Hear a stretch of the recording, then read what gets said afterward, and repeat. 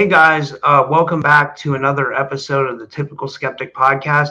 I have a real treat for you guys today. I saw probably one of the best films ever on the whole mystery of the JFK the whole JFK case, the conspiracy, and that is the new documentary with the gentleman I have with me today, and who I have with me today is Ryder from Raised by Giants. And I have with me Jay Weidner, who's a film director. You've probably seen him on Gaia and a bunch of other places. But okay, so the documentary is called JFK Solving the Crime of the Century, and it gives you a huge surprise at the end, which that you guys got to check into. The documentary is only $1.99 on Amazon Prime. But a little bit more about my guest. I have with me Ryder Lee. Again, he's the founder of the Raised by Giants podcast. Ryder's Lee's debut film, which he directed and edited. Ryder is an aspiring young researcher and filmmaker with a deep understanding of our modern day complex issues and theories. And I also have with me Jay Weidner, called by Wired magazine an authority on the hermetic and alchemical traditions and an erudite conspiracy hunter. Jay Weidner is a renowned filmmaker, author, and scholar. And about the movie JFKX, renowned filmmaker Jay Weidner, who previously revealed the truth about the moon landings, unveils JFKX with filmmaking with partner Ryder Lee in this stunning directorial debut. The filmmakers created a captivating story with original editing to create a film that solves the crime of the century. JFKX goes into the details of the assassination never been seen before, explored by any other researchers. Challenging, provocative, and controversial, JFKX will blow your mind and solve once and for all one of the most controversial events that shaped our modern world. And with all that said, I want to give the gentleman a big warm welcome to the show. Ryder, Jay, thank you for joining me. How are you? Thanks so Thank you much for for having having us, us. Rob. Yeah, this is going to be really interesting. So let me start off here. Tell me about and whoever wants to go first, tell me about what inspired you guys to make this film. Was this your idea at first, Ryder, and then did you go to Jay, or and what made you want to do a film about the JFK conspiracy? Well, I Go was ahead. already familiar with Jay's theory surrounding the JFK assassination, and I brought him on my show. I had him on my show a couple of times before in the past, and I was watching this film, a Kubrick's Odyssey, which he did two of those. He did a Kubrick's Odyssey and a Kubrick's Odyssey 2, and analyzing the Shining film, because the Shining film is a lot like the JFK assassination. There's tons of theories surrounding both of these things, right? And I was getting ready to bring Jay on surrounding the Shining and his theory on The Shining, and I was watching The Shining like every single day. I'm like, I had it on repeat for like a month leading up to interviewing Jay about The Shining, and I didn't find anything new surrounding The Shining until the day before I was supposed to interview him. I found what I thought was explains the entire movie. And I interviewed Jay, and Jay was like, "Oh yeah, I think you did find something there." And then after the show, a couple of months passed by, and then I hit Jay up. I'm like, "Jay, I think we need to do a documentary about this theory that I created around The Shining. I think I really figured this out." And he was like, "Yeah, I think we do. I think we do need to do a documentary." And I thought this was perfect because I'm getting Jay out of retirement. He's doing he's not doing much with that, and he's had a lot of experience. He's produced several films in the past before, and we started in the middle of the writing of The Shining, and we were like, "Oh, we need to get something out more quicker, something faster." And The Shining film was going to take a lot of time and a lot of effort and a lot of energy to put everything together on that. So he was like, "Well, why don't we just do this film around JFKX, and Jay can tell you more about the about how that came about, because he wrote it and he produced it." Uh, yeah. So, yeah, we decided to temporarily put aside this one really good film that we were making, and to do this one because of the 60th anniversary coming up. RFK also running for junior. I mean, running for president. So there's a lot of interest around the JFK assassination suddenly after many decades of kind of not much interest. And I decided that I would, you know, I would come out with what I knew. And I've known what I know for a while now. and we would do it in a style that would reveal what's actually going on in the Zapruder film by using this new technology that they've invented in the last few years, where you can take old film and enhance it and make, and scratches are removed, missing frames can be added. It's incredible technology that they have to take like old films from like the 1920s and turn them into like pristine digital versions of those original films. And so we said, what would happen if we put the Zapruder film through that same technology? And then we had somebody who had many years of experience, like I do, in filmmaking and in physical effects, look at that film after it was enhanced. So we have the best version of the Zapruder film ever made, ever, by far. And we can see everything going on in there. And so the act 2 of the film, which is the part that seems to make everybody like either lose their mind or want to go on a mystical voyage of some kind because they've had their reality bent so bad, we do that. We go into that, and I think we do it in a really well. We do it really well, and I must have been on that day because I hit almost every point that I wanted to hit, and so that is the conception of the film. The universe must have wanted us to make the film, because the day that we decided to make the film, and there was no script written or anything, we just decided to make the film. It was 88 days from that day until it was at the distributor at Film Hub, our distributor. It only took 88 days to write the script, to shoot it, to edit it, to put all the music and sound and everything in, and then get it up on a distributor. It's the fastest film I've ever made in my entire life, including Kubrick's Odysee, which I thought was the fastest film I ever made. So working with Ryder has been a real joy, and this is just the beginning of a whole bunch of films we want to make. I like to say that what we're doing is, with these films, is we're bending reality back to normal. So I really think that's what JFKX does. It bends reality, our view of reality, it bends it. But when it bends it back to something that's normal, something that we can understand. Yeah, and we have a real epidemic, I'm calling it now, in this community, Rob. People always say, give me the truth, I want the truth.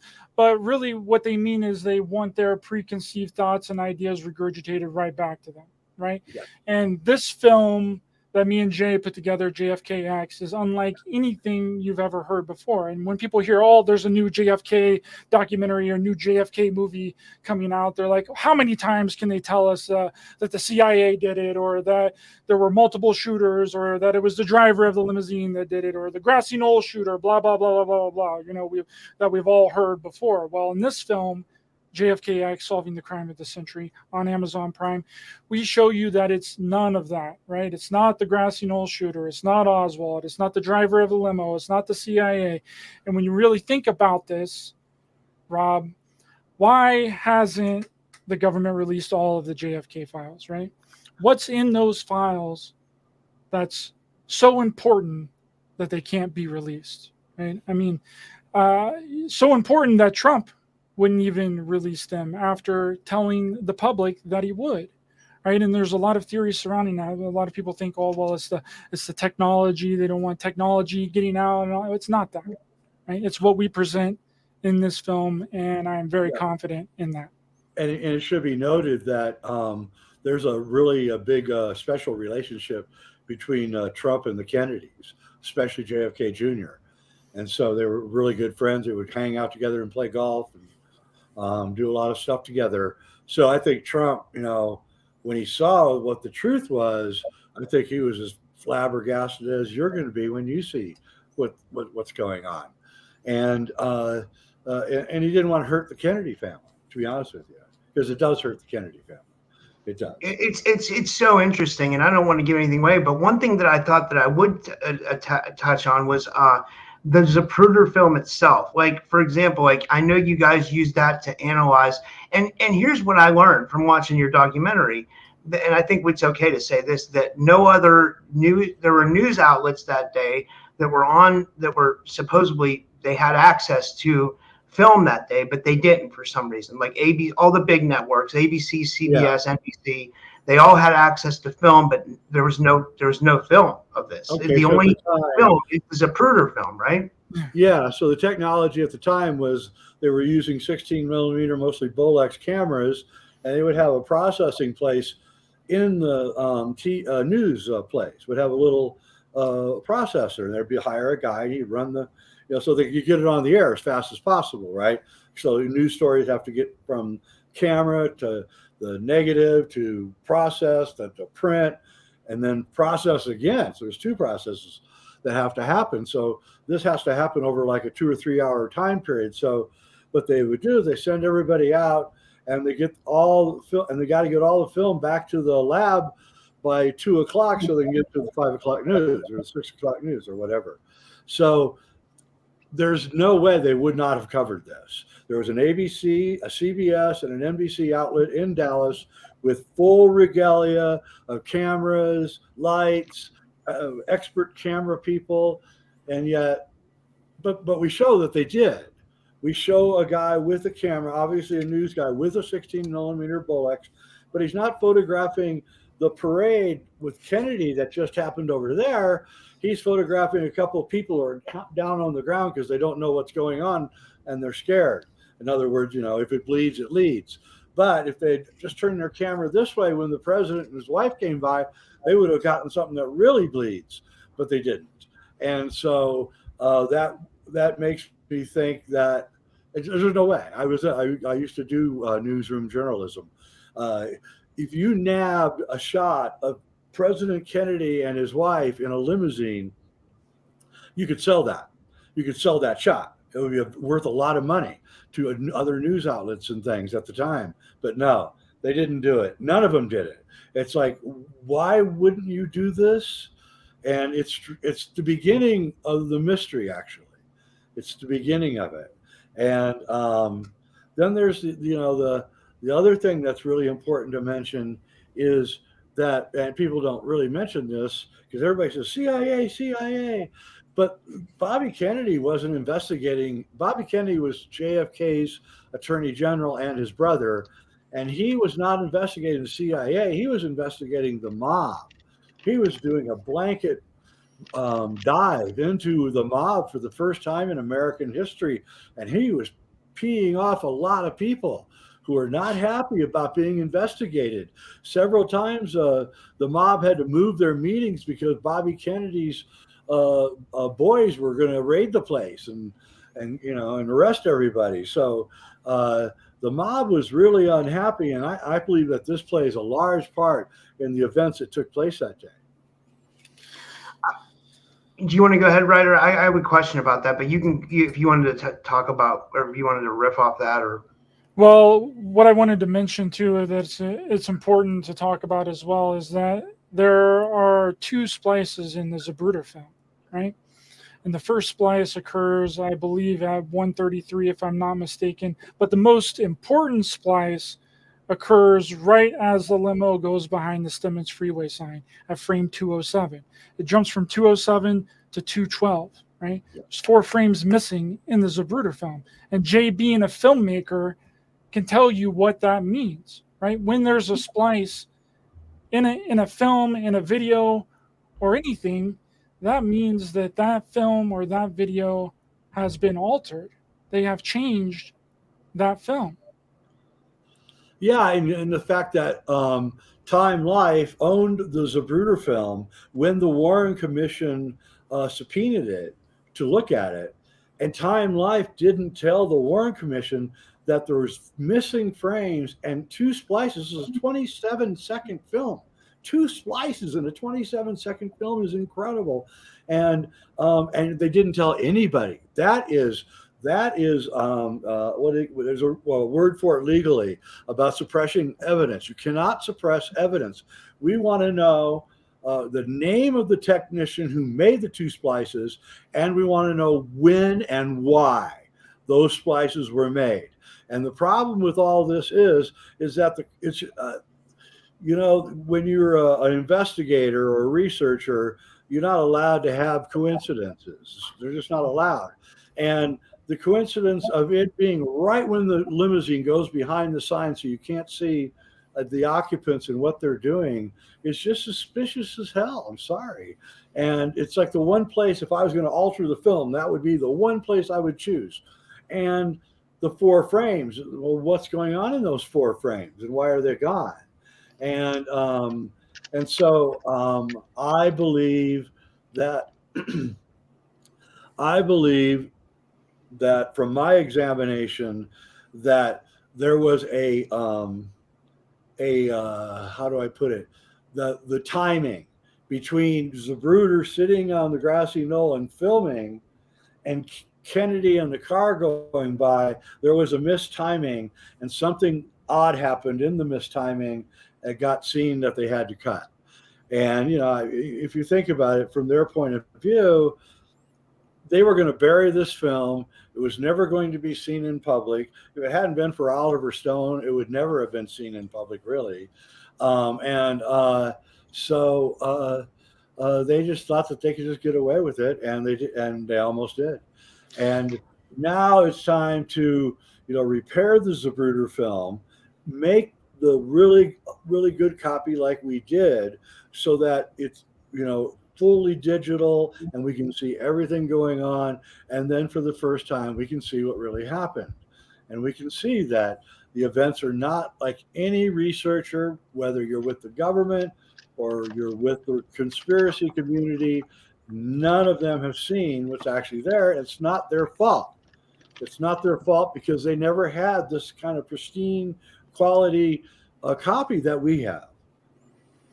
And also a way that you can tell that the Zapruder film has been altered, as many people have pointed out in the past, and we also point out in this film, JFKX, is that the people in the background are just as big as the people in the foreground, which is a statistical impossibility. That does not happen with film. You can't make something bigger in the background than it is in the foreground. And the people in the background that are in that little park area during the Zapruder film are just as big, or at some points even bigger than JFK Jackie in the limousine, which is in the foreground of the shot. Yeah, it's absolutely right. And as we point out in the film, it wasn't our research, but another researcher. He was as upset by the splices as I was. And he looked at it and he determined that Abraham Zapruder was using a daylight Kodachrome. So they had 2 kinds of Kodachrome in those days. You had daylight Kodachrome and then Kodachrome that you would use indoor Kodachrome. And the outdoor Kodachrome was balanced more towards the red, and the indoor Kodachrome is balanced more towards the blue. And right at the splice, this researcher discovered, his name's in the film, so forgive me. James Fetzer, I believe. No, he was at his conference, but it wasn't him. Ron, I think is his first name. Anyway, the color balance goes from red to blue right at the splice. That tells me that it's been put through an optical printer, because the kind of film you would use in an optical printer would have to be indoor, because you're using an indoor bulb for the light source. So what I think they did was they put a traveling mat around the limousine. A traveling mat is a very crude thing that they used back in those days. You can watch old science fiction movies and they use them all the time. And they masked out the background and they isolated just the limousine coming by. And then they took the background and they blew it up just a little bit. And the reason they did that is they wanted to lower the limousine down under the frame so you actually could not see what was really going on in the limousine. And either that or Abraham Zapruder is the worst camera person that ever lived. But no, it's what Ryder was saying. The people are clearly as big or bigger than the occupants in the foreground, when there's at least 20 feet separating them. In some cases, maybe 10, but at least 20, it looks like. And that can't be. Anyone who knows optics knows that the further you're away from the lens, the smaller you're going to be, even even using a high lens, a big lens, you're still going to be smaller. So, and Zapruder was not using like a 200 millimeter lens. They didn't have those in those days for 8 millimeters. He was probably using a 25 millimeter lens, which is the standard lens for an 8 millimeter camera at that time. So no, there's no way. In fact, it was even fisheye a little bit, but no. So I think that really nabs it, because once you understand that it's been optically messed with, then you understand why they had to hide it. And the other thing is that whoever did it, the optical work, they had to be moving really fast, because Time Life printed the frames from the Zapruder film 1 week after the assassination. So whoever did this work, man, they were moving. Let me tell you, in those days, this was high quality Hollywood work. They must have flown in someone from Hollywood to Dallas, or flown the film to Hollywood. There's only somebody in Hollywood would have had the techniques to do this. We know exactly where they did it, don't we, Ryder? The little place up in Laurel Canyon, Yep.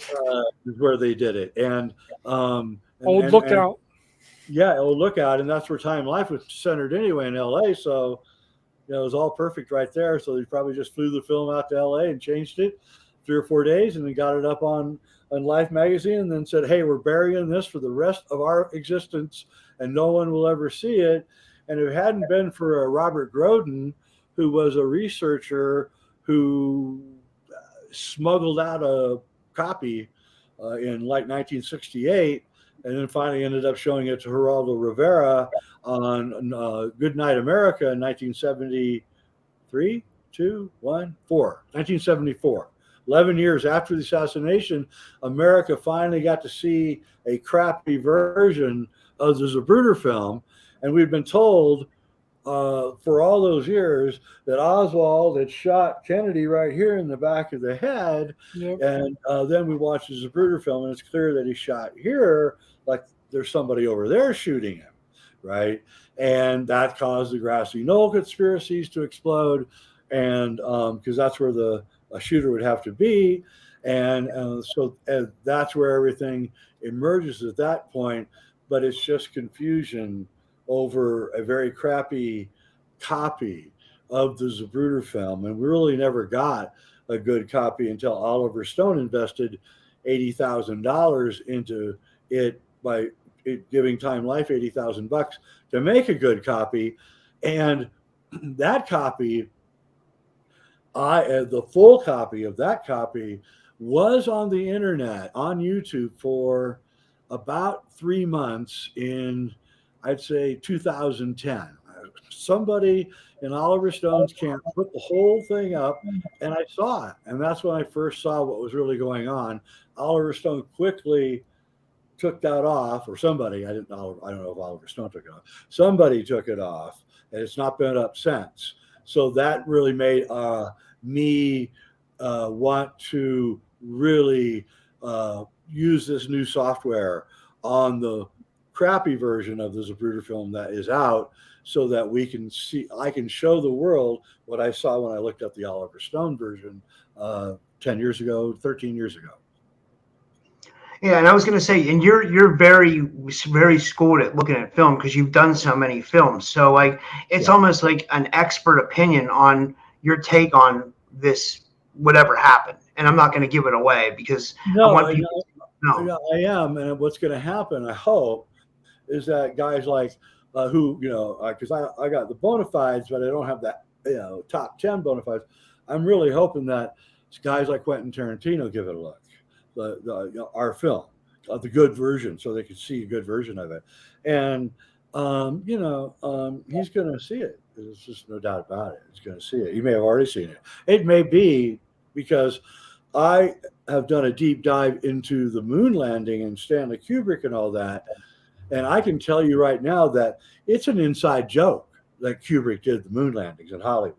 I can show you at least 5 movies where they're linking Stanley with the moon landings. And so I don't know I can't see how Hollywood would not see what I see when I look at the Zapruder film, But if they don't, and they haven't, they will now. I wanted to bring that up real quick, and I don't want to get too much off the topic, but I had Robert Sullivan on my show. He's like he does like symbolism. He's like a Freemason, and he was telling me about like the symbolism in The Shining that relates to the moon landing. And I think I even brought up your name, and because I remember you talking about that. Did you notice that as well? Yeah, I'm the guy who came up with that. Yeah, I thought so. Yeah, I had just discovered the front screen projection being used in the movie 2001: A Space Odyssey, and I realized that's how they did the moon landings, how Kubrick did the moon landings, and he used 2001 as an R&D to learn, exactly how to do the moon landings right. And then I thought, well, I wonder if he told anybody, if he told the real story anywhere. And so I bought all the DVDs, Blu-ray at the time, of his films, and I sat down, got my bag of popcorn, and sat down to watch The Shining. Everybody was gone, so I was all alone. And when 1 hour into the movie, when Danny stands up and he's got the Apollo 11 sweater on, my bag of popcorn's like halfway out, all over the couch, right? And I'm up going, what is going on here? And then it was like it happened in rapid fire action. I realized that the carpet pattern on the floor looked just like Launch Pad 39A that launched Apollo 11. The rocket had a blast on it, was clearly going up when Danny stands up on the sweater. And I realized that 237,000 miles was the mean distance of the Earth to the moon in 1968 when he was making the moon landings, right? And he changed the name from 217 to room 237, and the whole thing began unfolding. And then, of course, Jack and Shelley Duvall have their big fight where she sees that the work of art that he's working on, this book that he's writing every day, it's just the same sentence over and over, right? And the sentence is actually revealing everything. It says, A11 work and no play makes Jack a dull boy. A11 is Apollo 11, all being A11. So the whole thing just came at once, and I didn't know what to say. And later on, I met a really good friend of Stephen King's, and he said we were talking about this, and he said, "Oh yeah, Steve's watched your movie. He thinks you're right." So Stephen King thinks I'm right. I love when people come up with stuff like this. Like, it's so amazing because like it makes you think that they were trying to give it away for people that are smart enough to see it. If that makes sense. They were, because there's a famous photo of the lander of the moon landing, and it's got we don't know who took it. One of the astronauts took it, and it's got two Polaroids on the flat edge of the leg of the moon lander, right? Well, first off, Polaroids in 250-degree heat are just going to curl up and be disappeared. That's how hot it is on the moon. But that's what Kubrick did when he was doing. He would go out in a set and try to figure out how to light it. In those days, he didn't have video, so he'd take Polaroids. And he'd take Polaroids all over the set, and then he would examine them and figure out the lighting scheme. And that's he left them there. He left the Polaroids on the thing so that anyone who knew about Stanley Kubrick's predilection for taking Polaroids on the set would know that that was his signature. Also, all the mistakes were made for a person who has filmmaking ability to perceive through the mask and see what's going on.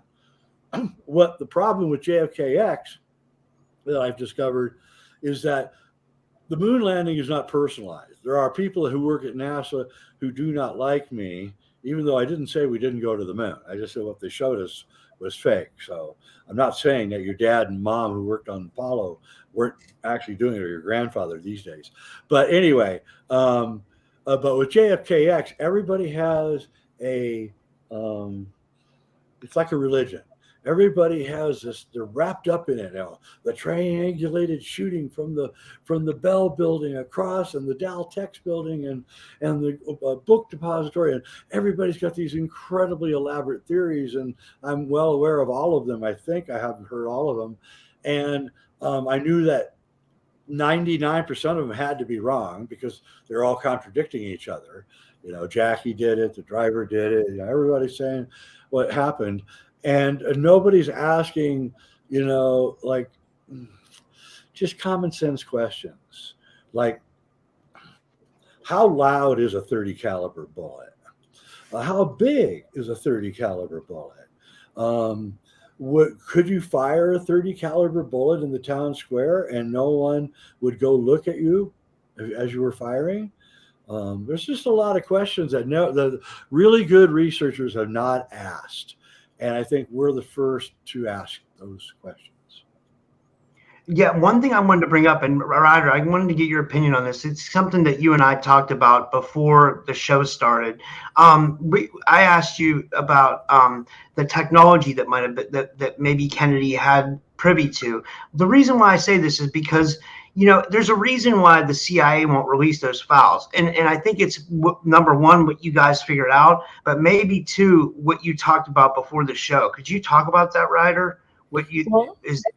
I think that the reason that people think that there's something hidden within the JFK files and the reason that it's not released is because JFK was really good friends with James Forrestal. And James Forrestal was said to have been a part of this MJ-12 group that was running around and collecting crashed UFOs or attempting to reverse engineer UFOs or anti-gravity craft. And I think that that's where this whole technology aspect comes from this, because it's documented heavily that JFK was really good.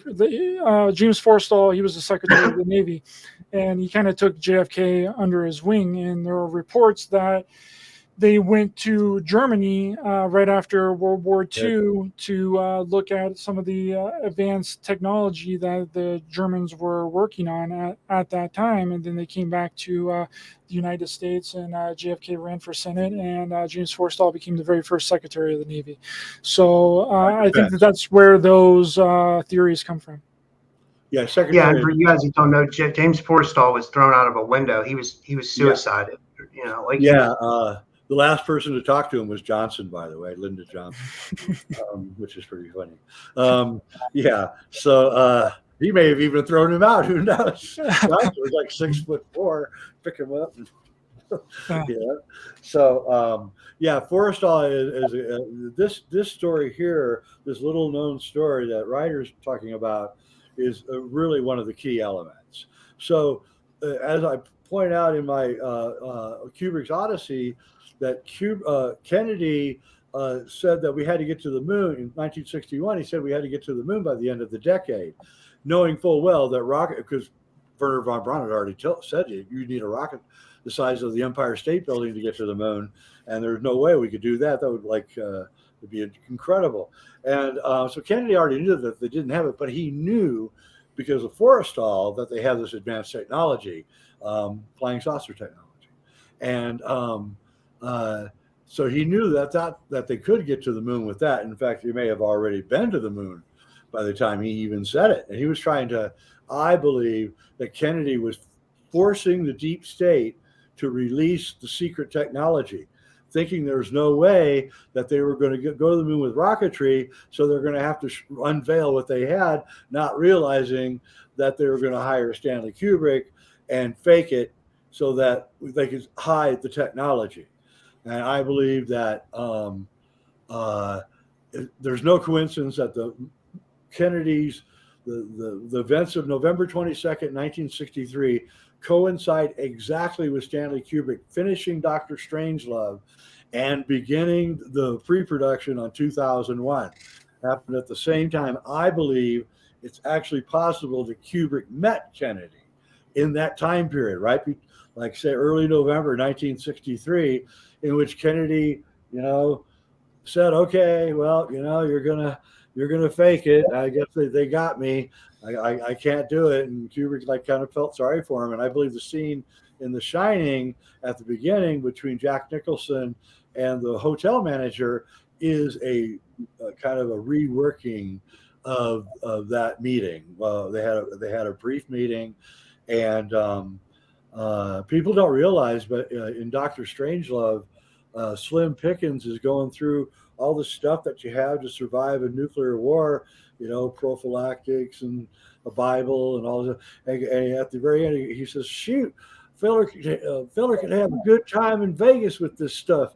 Well, the original line was a feller could have a good time in Dallas with this stuff.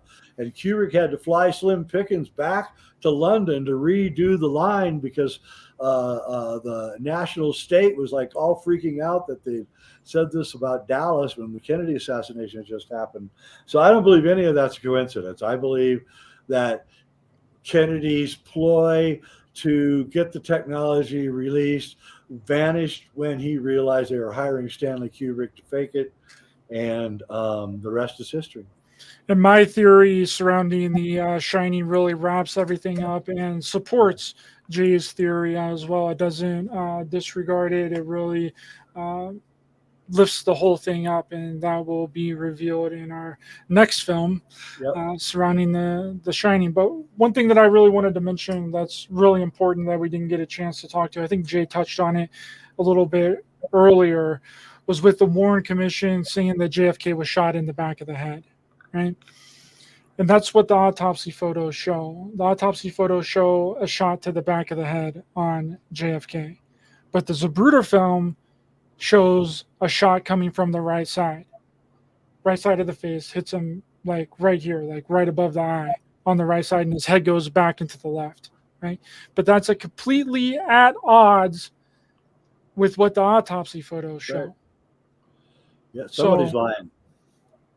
Yeah, and you proved there's a lot of fuckery going on with like the autopsy in your film and and everything surrounding that with Oswald. And I don't want to get into it because I don't want to give away the film. But I'll just say that you proved that there was definitely some fuckery going on there, if that makes any sense. Well, here's the thing. If you got shot with a 30 caliber bullet here, it's going to exit out your face. I mean, I'm sorry. It's just going to rip right through your head. Your brain hasn't got any resistance. Your skull's not going to resist that. A 700-mile-an-hour projectile that's 2.5, 3 inches long and thick is a 3/4 of an inch thick, and it's made out of solid metal, right? And it's like impossible. I mean, the same with the neck wound. If it had hit here, it would have been this big on the exit. It would have taken out the entire thing. So there's something wrong with the story, and we show you what's wrong with it and why there's two different apparent wounds on the head that are incongruous with each other. And another thing that's really interesting is we have a whole section that's basically on Oswald. And a lot of people that talk about JFK don't realize that Oswald was never arrested for the murder of JFK.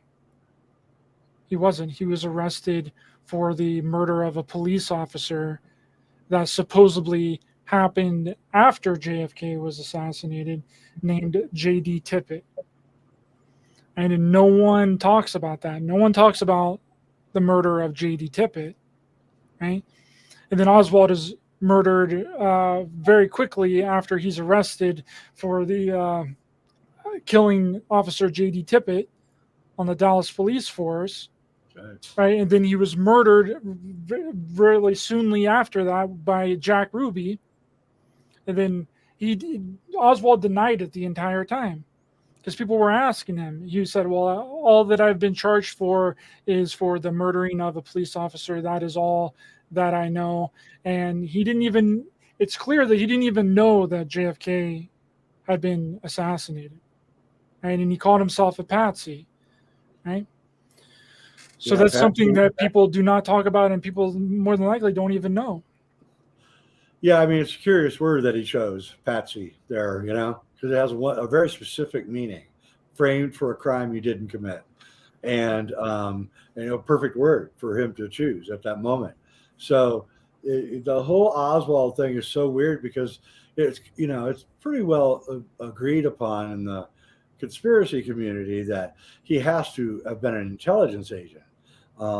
he renounced his citizenship and went to Soviet Union and married a Russian woman. And, the KGB thought that he was an American agent and wouldn't let him, travel around or do anything, to see anything. And then he came back and everything was cool. He'd renounced his citizenship, but that's okay. Come on back. We'll still help you.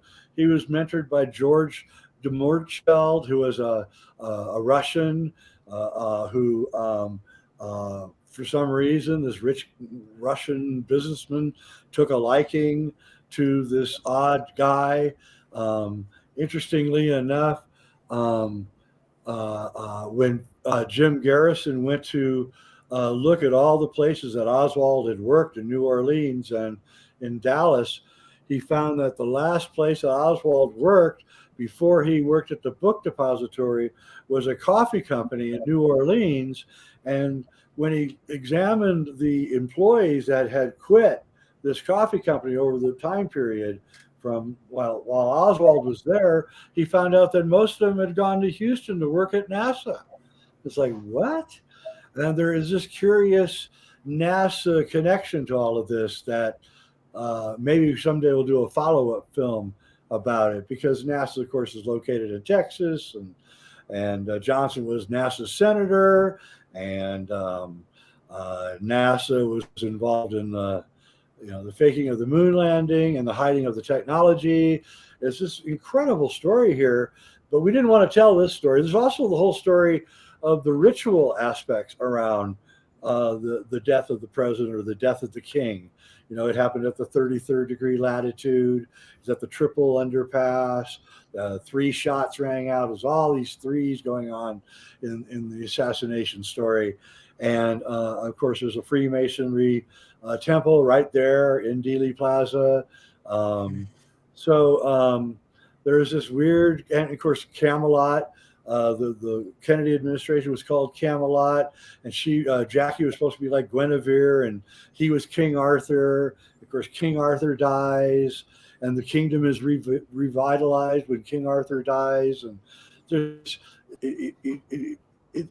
just too many coincidences here that it had to be something more than the conspiracy community or the government community has seen inside all of the drama around the events.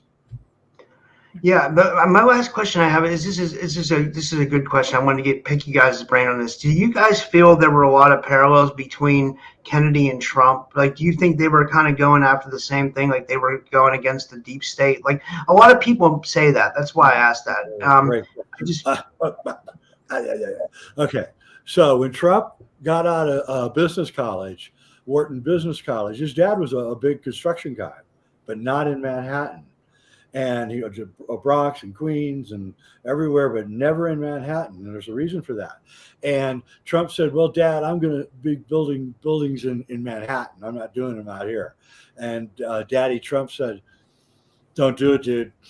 Don't mess with those guys. And the reason that he said it is because you do not build real estate in Manhattan without dealing with the mob, okay? Big time mob. Every single thing, this concrete, the metal, the windows, everything has got mob. You have to give payoff to the mob to get it into Manhattan. Daddy Trump didn't have to worry about that because he ran his own thing out in the Bronx and the Queens and all that. But in Manhattan, you had to deal with the mob. And I think that Joe Kennedy and Trump both saw the mob from the inside and didn't like what they saw. And I think Joe Kennedy instructed his son, RFK Sr., to go after the mob, which he, in retrospect, foolishly did because he didn't understand how vicious and mean the mob was. And I think Trump took it on himself to go after the deep state, which is now the mob. And Bobby Kennedy says in the movie, he talks about the deep state and the mob being the same thing. He doesn't use the term deep state, but he's saying that. And I think Trump, just like Bobby Kennedy, foolishly went after some very powerful people who are now going to throw him in jail probably for the rest of his life. Yeah, this was a very detailed look at a lot of things. We do a lot of things in this movie. We give you the history of JFK, what happened there. We analyze a lot of the theories, but some of my favorite parts of this movie was the analysis of RFK. Not RFK Jr., RFK Sr., JFK's brother, right? People are getting two things confused, right? Whenever people say RFK, they think that RFK is still alive. No, RFK was I always call him Bobby Kennedy. Yes, well, Bobby Kennedy Jr. also gets called Bobby Kennedy, so it's very confusing. I used to know that. Very confusing aspect here. But I'm talking in the 60s or early 60s, right? RFK, JFK's brother, was really going after the mob, right? And listening to all these tapes and him talking in Congress and the prosecutions of the mob that he was involved in and getting these mobsters on the stand to testify really blew me back. It blew me away because everything, and I listened to almost all of it. I listened to a 2-hour presentation by RFK on the mob and the things that he's uncovered in court, right? And a lot of his interviews after that as well.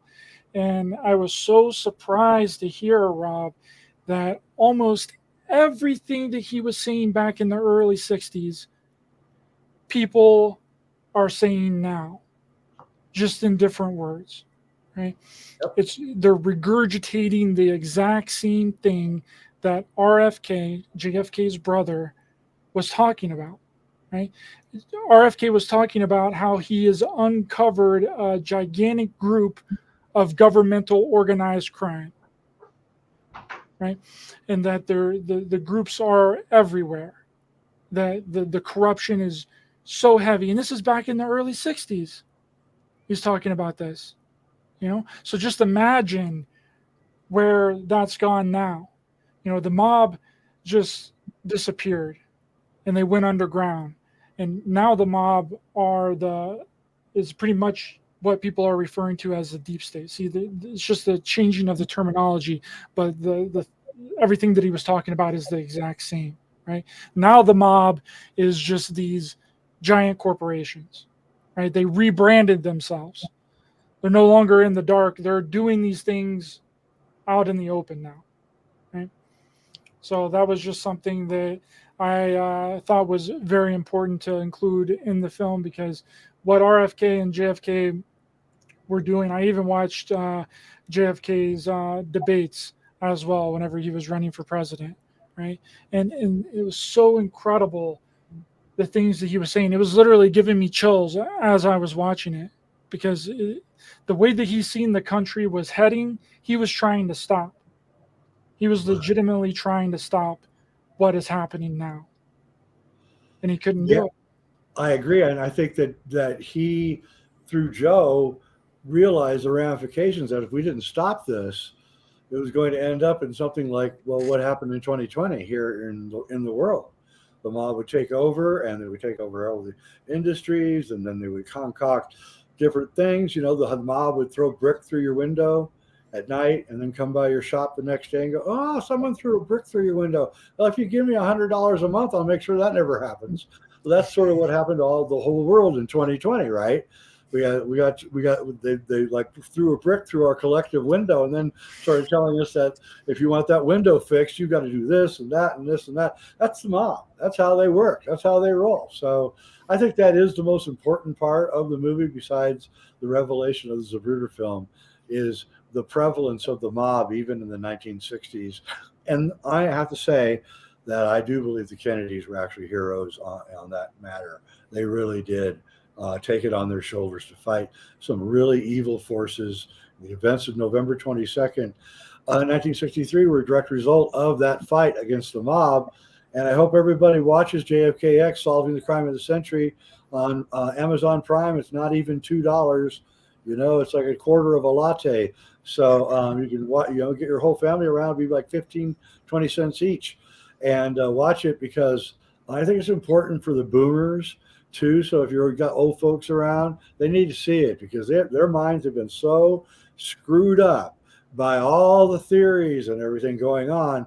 So what I've learned in this film is the boomers are the most mind mangled by the movie, and then the Xers and the millennials and the Zers are like, yeah, finally, we can get this behind us. So that's actually was the intention of the movie, to create a healing moment, to get this horrifying event behind us, and to move on, and to realize also that what you think is going on ain't necessarily so. Yeah, and I was just gonna say that it's like it's weird. It's like history repeats itself in a way that, like, where was I going with that? Is this case? It's people. Some people might say, well, what's so important about JFK? Well, it's like Ryder said. It ties into the technology and the possible craft we have. It ties into the deep state. It ties into the mob. It ties into so many different things. It's insane. And where I was going with that is, like, history repeats itself. We're dealing with, like you guys just said, we're dealing with what we were dealing with back then now, and nobody's ever been able to stop it. And I wonder if we ever will. And just to follow up on this, I don't think we're going to get anything on July 26th for the UFO hearings. I really don't. And I think this is kind of what we talked about today is kind of why I think it's a big thing that will never be. I mean, I hope it gets revealed. I really have hopes, but That's the thing. If it really is the organized crime masquerading as corporations, then, and they've got these advanced craft, that they aren't going to give them up. That's their craft. With the night vision, I can look out at my night sky under the mountains here, and I can see these craft flying around at night. With my Gen 3 night vision. And I've come to the conclusion it's either the military or some rich guys who have the craft too, right? And when I mean rich guys, I mean the mobsters, the guys that, the organized crime, syndicate, criminal, corporate monsters that are in charge. And they're not hiding themselves anymore. And when the mob stops hiding itself, that's when you got to get worried. Listen, this is just like the situation with UFOs and extraterrestrials are, in fact, identical to JFK, the scenarios surrounding it, right? The FBI, the Secret Service, did not say anything about what happened. They gave you an official story, which was, disregarded by the footage. Right. And then that created all of these different conspiracy theories surrounding what actually happened to JFK. Right. Same with the UFOs, same with the extraterrestrials. They didn't say anything about what was going on. Right. And that developed all of these different theories and all of these different speculations about extraterrestrials and about UFOs. And everyone is wrong. That is the problem. Everyone is wrong. Right. It's not extraterrestrials. It wasn't the CIA that killed JFK. Things that are accepted by the majority of the population are 9 times out of 10, Rob, are wrong. Right? That is the cover. That is the cover. The cover is to make people look in a completely different direction, while the real thing is being shuffled in under the rug that people will never know about. And that's why we are allowed to continue with these extraterrestrial theories. That's the reason why we are allowed to keep thinking that it was the CIA that killed JFK, or that it was the grassy knoll shooter, or it was the driver of the limousine, right? Because it's not the truth. And whenever you don't get the truth, the actual real event and the real truth is being swept under the rug. That's the way that it works. And that's not what people want to hear. They don't want to hear that. It's exactly like what I was mentioning in the beginning of this interview, Rob. People, they keep saying, oh, I want the truth. I want the real thing. And then whenever you present them the real thing, they don't want to hear it. And then they instantly attack you, right? Yep. No, they go through a stage. First stage is cognitive dissonance, then the attack and the name calling. So first they look like, they've been hit in the head with a hammer. They walk around staggering, and then pretty soon they regroup and start their counter argument. The big problem with everything here, though, is that what we're presenting isn't a theory. We're showing you what's on the Zapruder film. So it's not theory. I mean, we present other theories, like the Tippit murder and the Mary Pinchot Meyer murder, and we present theories around that you support our central thesis. And we admit that those are all theory and all speculation. But the Zapruder film is not a theory. That's a film. That film has been put in as a document in a legal case in the Warren Commission, and also in the second congressional investigation into the Kennedy assassination. It's in the archives of the National Archives right now. So that what we show on the Zapruder film is not a theory. It's not a theory. You can't argue with what we say you're seeing on the Zapruder film. That's the conundrum that the lifelong conspiracy theorists are going to have with this movie. But it's a really good movie. Ryder did a great job. The editing is fantastic. The directing is really good. Unfortunately, I'm in it, but there's other things that could get better. But it's a really good film, and I'm really happy with it. It's up on Amazon, and like I say, we're going to twist reality back to normal. Yep. It sounds good, and I loved it. I thought it was an amazing movie. I think everybody should go out and rent it. It's really good, or buy it, whatever. I would buy it because it's definitely one you want to have. Like if you're really a conspiracy person, then this is something you have to see. And if I think anybody that's watching this right now is probably a conspiracy person, otherwise they wouldn't have clicked on this. So it's like, Yeah. So Yeah. I mean, because anyway, go watch it. I really think you'll like it. Amazon Prime. It's going to be up on some other platforms. If you're from other countries, you're not going to be able to watch it on Prime, but we're working on getting a platform that does let people in other countries watch it. That will be within a couple of weeks, I would say. Especially I can get it up on Tubi, then that will happen. And working on that. And we're going to get it up on as many platforms as I can. Apple TV, Tubi. You're going to be able to see this film before November 22nd, 2023, the 60th anniversary of the assassination. Yes. Wow, that's amazing. Well, do you want to you guys want to tell people where they can find you, like Ryder and then Jay, if you want? Yeah, you can find me on Raised by Giants on YouTube, on all the podcast platforms, on Rumble, Rockfin, Odysee, and you can follow me on Twitter at Raised by Giants 8 and on Instagram at Raised by Giants Pod. Thanks so much for having us on, Rob. I really appreciate you, and I hope everyone enjoys the film. I think that it'll be in the description of this video, so please go and help support us, and so that we can make our other films. Yeah, if you put a link, I'll put the link in the description. If you put a link to the Amazon, that would be great, Rob. So yeah, you can find me. I have a show on YouTube, Reality Check. Just type in Jay Weidner Reality Check, and you'll find I've got 230 videos, something like that. And if you guys are into any of this stuff, you'll love my show. And jayweidner.com.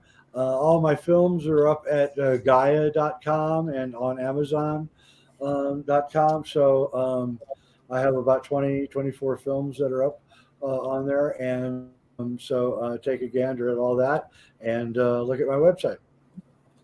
Got a lot of free articles. And all the links will be in the description, guys. And I just want to say we're a viewer-supported podcast, so remember to support the podcast. That the links for that will be in the description as well. And I want to thank everybody for tuning in and everybody who's going to watch this in the future. And thank you, Ryder, and thank you, Jay. And have a good night, everybody. Until next time. Thanks, Rob. All right.